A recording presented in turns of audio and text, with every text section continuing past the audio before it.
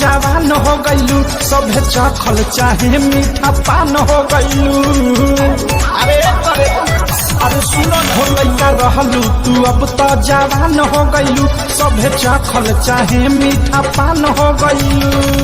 झीली दर डरे से दिल में बान मारता ऐसन बदबा लाजो रे पलाजो तो हर जान मारता लाजो रे पलाजो तो हर जान मारता।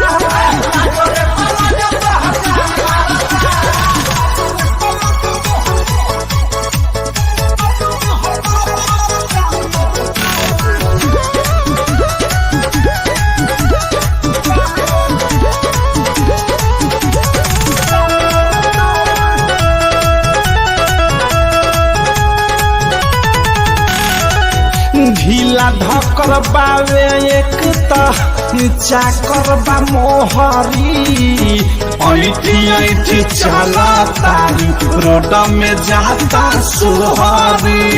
आहे दादा ढीला ढकर बावे एक चाकर बा मोहरी ऐठी ऐठी चला तारी रोड में जाता सोहरी। कमसिन जवानी तोरू ने मारता लाजो रे पलाजो तो हर जान मारता लाजो रे पलाजो तो हर जान मारता लाजो रे पलाजो तो हर जान मारता लाजो रे पलाजो तो हर जान मारता।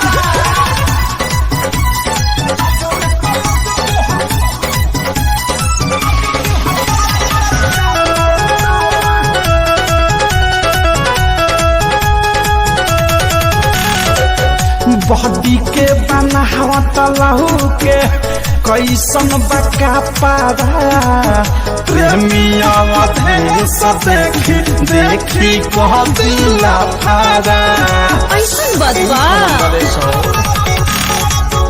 बॉडी के बनावा तलहू के कैसन बका पारा अनुराग मुकेश देखी देखी कह दिला फारा।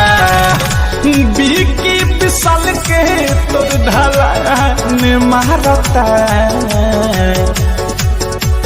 लाजो रे पलाजो तो हर जान मारता लाजो रे पलाजो तो हर जान मारता लाजो रे पलाजो तो हर जान मारता लाजो रे पलाजो तो हर जान मारता। रहलू तू अब तो जवान हो गईलू सभे चखल चाहे मीठा पान हो गईलू।